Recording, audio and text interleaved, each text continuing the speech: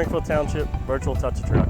So this is a case mini excavator. This is a key piece of equipment for Springfield Township. It goes out almost on a daily basis. We're out either ditching along the road, doing full depth repairs, or storm sewer repairs within the township. A couple key features: we have a thumb attachment, which helps us pick up storm debris, brush, logs, large rocks. It makes it easier on the load side. We have a two-way grader blade, which helps for restoration work. The machine drives on rubber tracks. Okay, so we're going to do a little demonstration for you. We'll operate the thumb, the two-way blade. Another key thing is this machine will rotate in 360 degrees.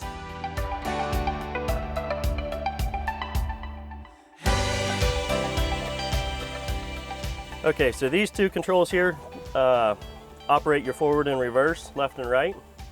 These two joysticks here operate the bucket, the thumb, and the boom. This handle here operates your two-way blade in the front.